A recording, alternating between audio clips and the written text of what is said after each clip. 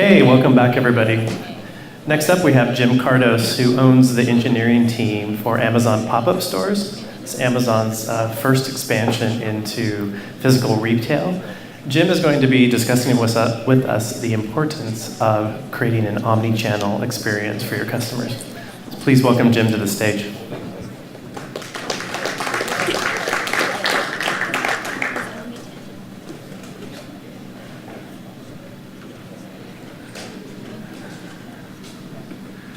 Good afternoon, everyone. I'm here today to talk about the importance of creating an omni-channel experience for your customers. Now, in order to help facilitate this, I'm going to break it down into a few areas. First, we're going to talk about Amazon's key to success in this particular area. And then we're going to talk a little bit about myself and my background and a program that I run called Amazon Pop-Up. Then we're going to talk about a couple opportunities that I think exist that can be leveraged in the omni-channel area today. You know, I find architecture to be very fascinating. It's very deliberate in its design, and each piece, each component is very specific and it serves a purpose. Take Falling Water, for example. Falling Water is a house in rural Pennsylvania that was designed to maintain its connection to nature, as seen by having a waterfall flowing through the middle of the house. The Colosseum is a marvel of its time.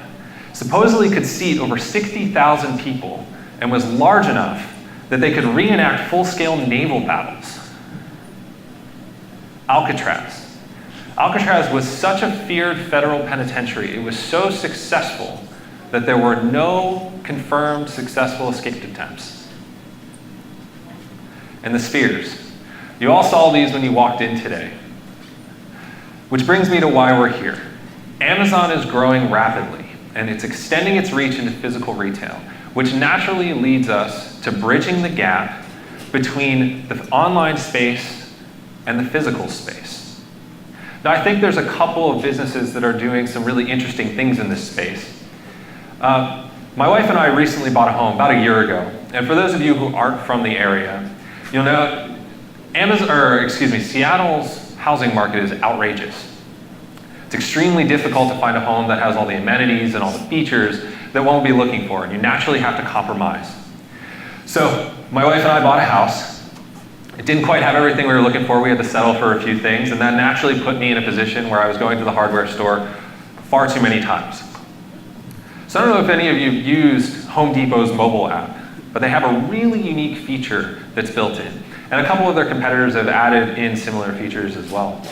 But when you sign into Home Depot and you search for a specific item, and you've set your default location to whatever your local store is, the item pops up, and not only does it show you the traditional things that you would expect, you know, how many products do they have in stock in the store, the 100 different ways that I could buy it online and have it shipped to my home or shipped to the store to pick up.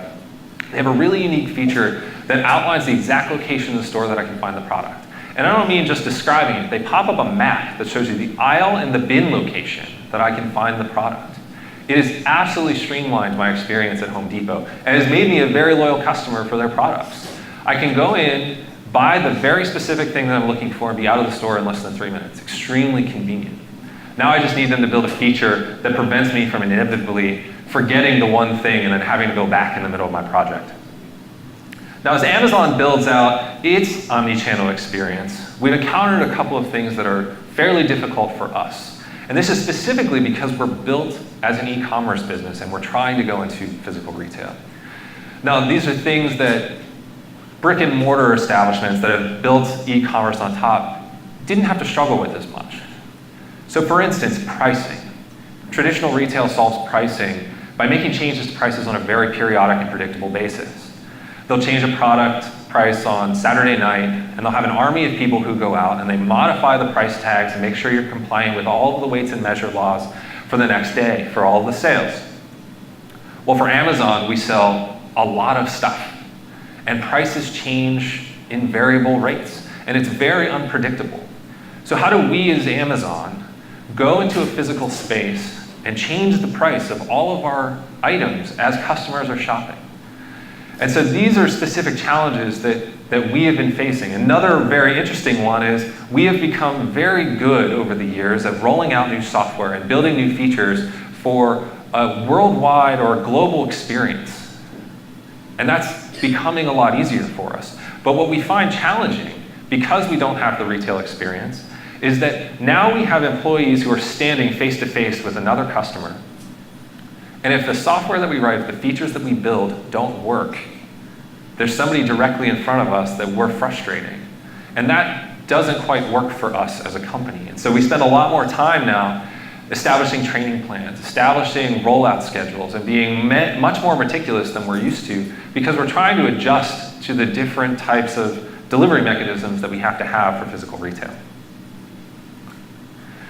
So at Amazon, we do things a bit differently. All of our ideas start with the customer and work backwards.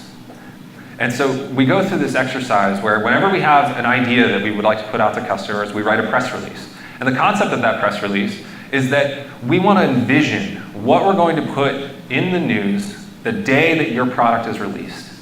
And the concept that you want to have when you're trying to build this is, I want to build so much customer delight. I want it to be such a big deal. And we iterate on this vision over and over and over again.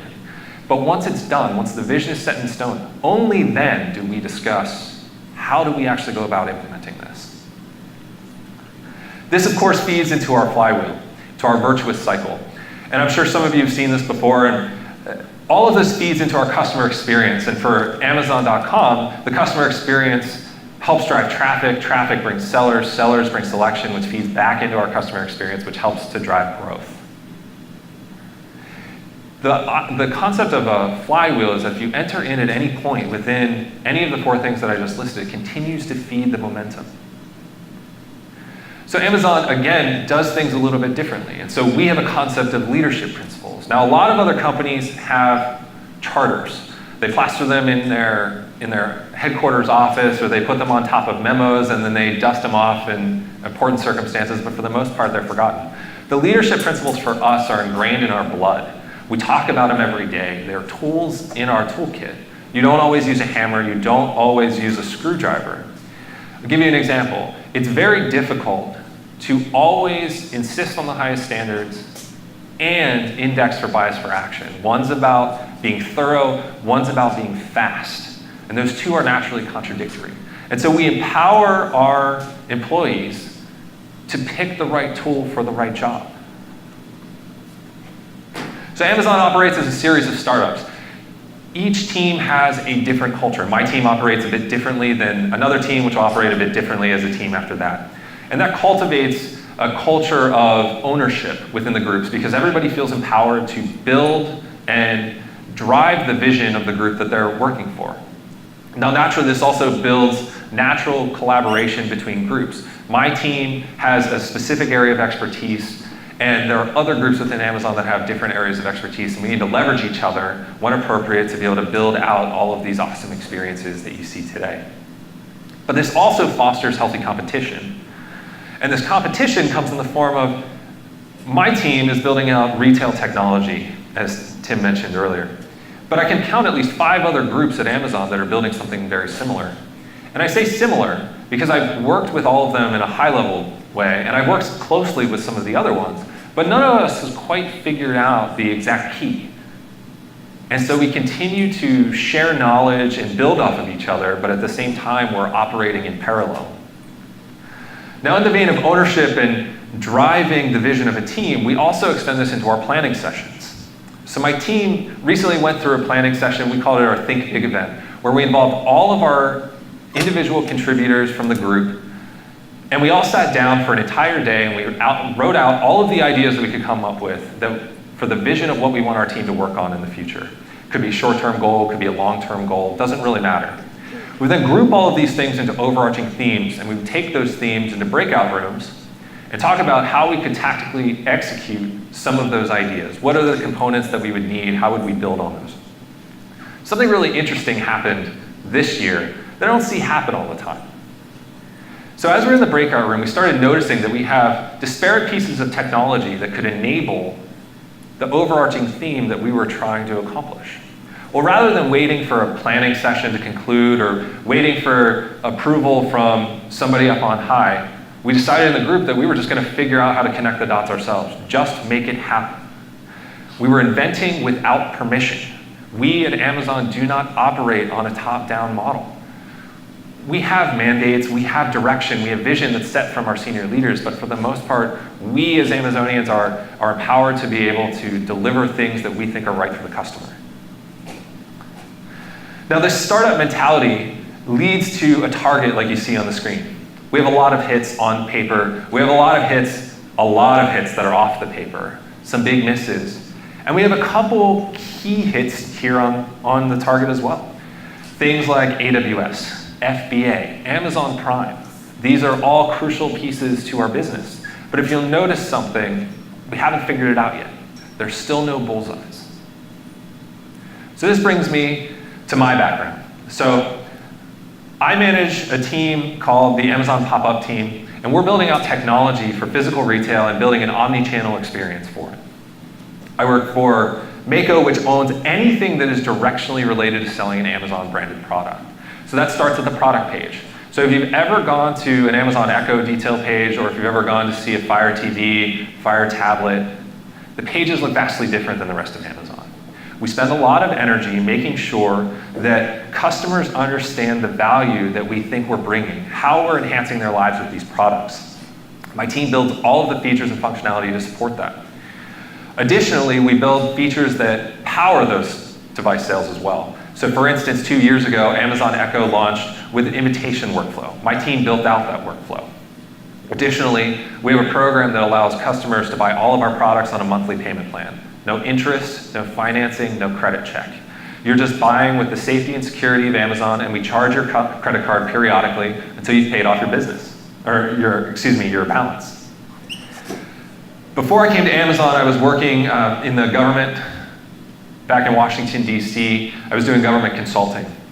And I was working for the Bureau of Engraving and Printing, which is responsible for making all of the money that's in your wallets today. And I have an interesting story that I always like to tell about my time there. The BEP is this small factory tucked in the middle of downtown Washington, D.C. You never would guess just by driving by it. And when you walk in, you're obviously greeted by an army of police officers.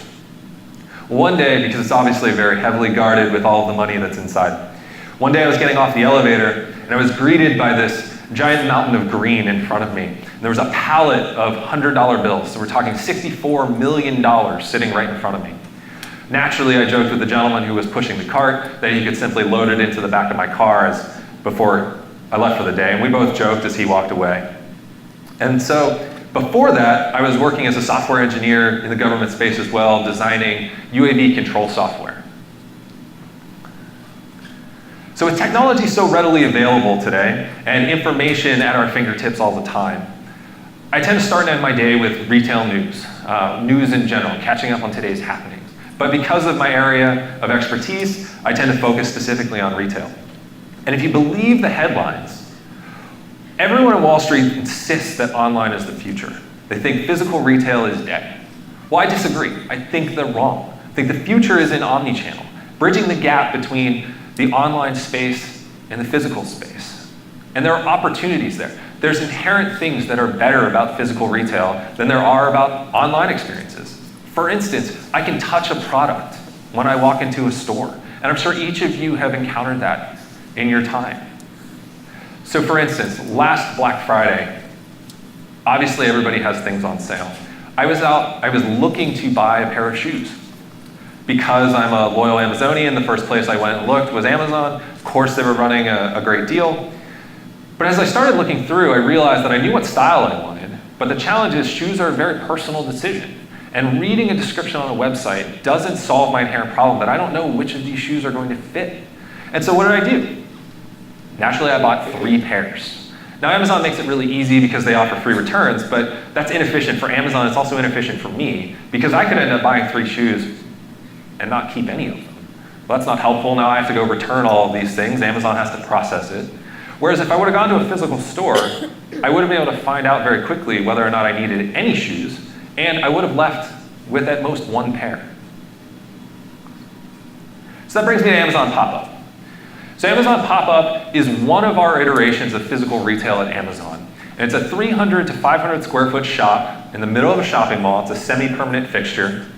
And it's designed around selling Amazon branded technology and accessories. So we have 33 stores in 2 different countries, both here in the US and in Germany. And we use it to gather foot traffic for our customers to come in and test out our products. So we're building our brand in shopping malls, reaching new customer segments. Now, if you notice, I haven't really talked that much about what we're doing in omni-channel yet. And so I'm going to get into that. I like to consider myself a magician. So I've talked at a high level of some things that have been working really well and things that I'd like to improve. Well, my bar for delivering things is delivering customer delight and magic. And so some things that we're piloting today. If you go about 15 miles north of here to Alderwood Mall, we have a kiosk in that location. And we've partnered with the Amazon Pay team to launch a feature that through a few steps on their mobile phone and some permissions granted, a customer can identify themselves to our sales associates when they come into our store.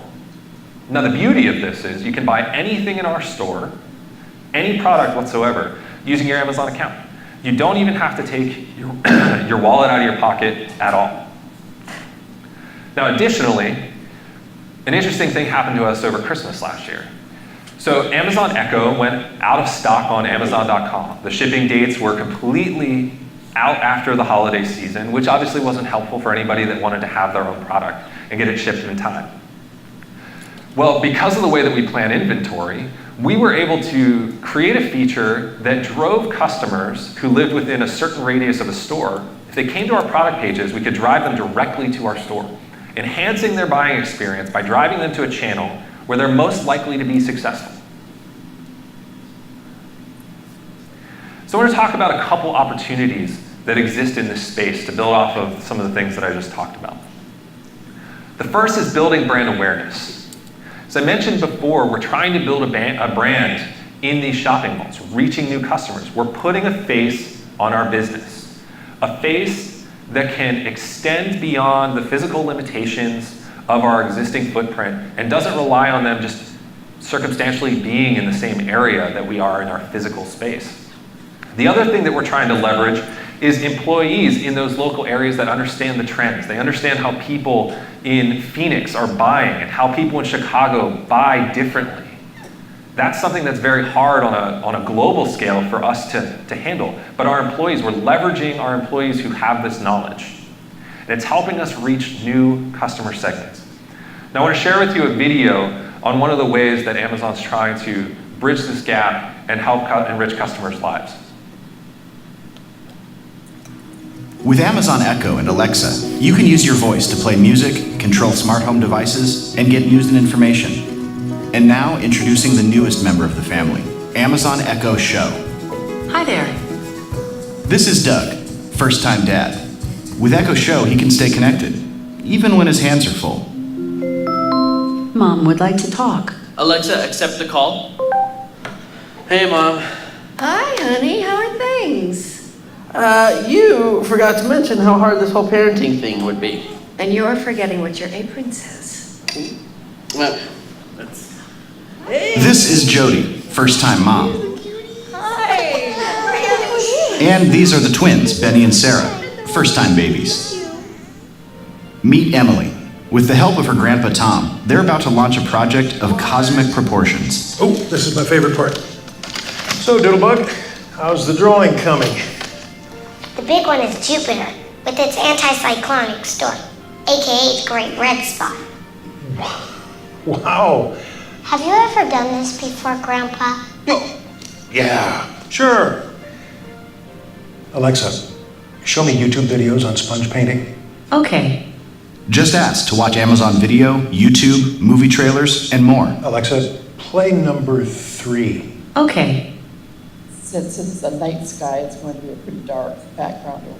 For Doug and Jody, having twins has been a handful, but Echo Show helps lighten the load. Alexa, reorder diapers. Your last order was Pampers 160 count. Would you like me to reorder it? Yes.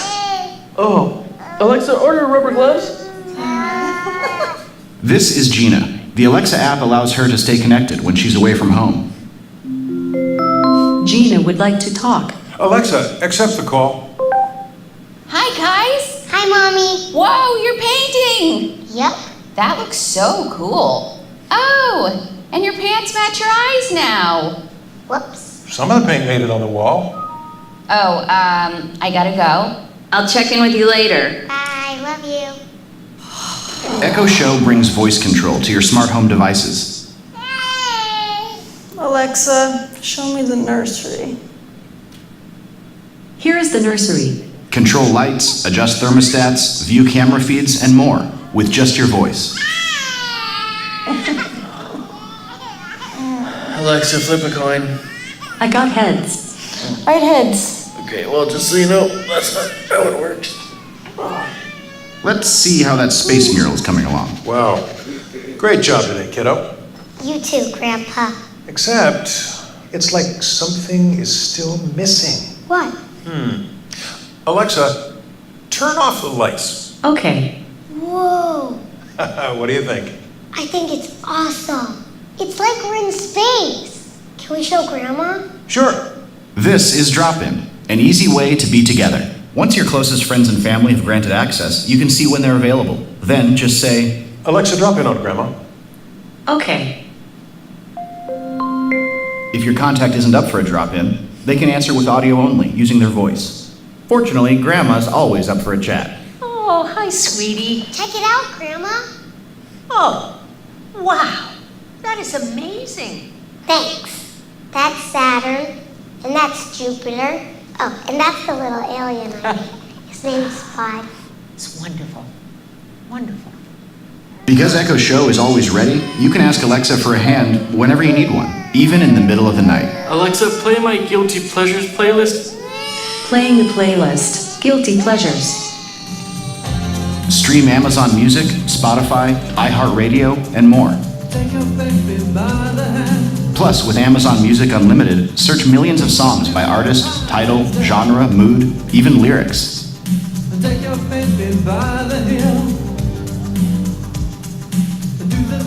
And thanks to 2 speakers powered by Dolby, Echo Show fills every room with incredible sound. Echo Show is getting smarter every day, so there's always something new to discover. Oh, that was a long one. Alexa, add date night to my calendar for Friday at 7 p.m. Okay. Alexa, turn off the lights. Okay. Amazon Echo Show. Just ask.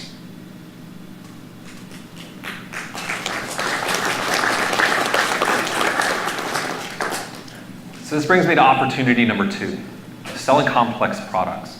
So Amazon started as a bookstore. Books are inherently easy to sell. People understand what they are, they understand how to use them, what they look like. It's the information that's really the important part. Well, how do you describe to somebody how to use an Echo product?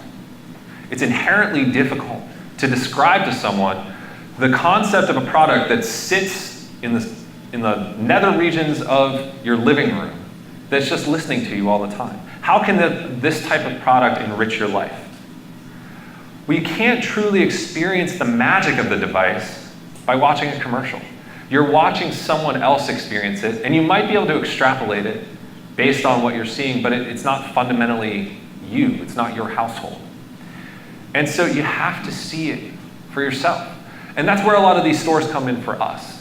We have trained professionals that customers can come interact with on a daily basis and take the knowledge that they're getting by going to our website to do their research, and they're coming in. They can see the interactions that an Echo product can have. They're seeing the way it can interact with lights, the way it can lock and unlock your door.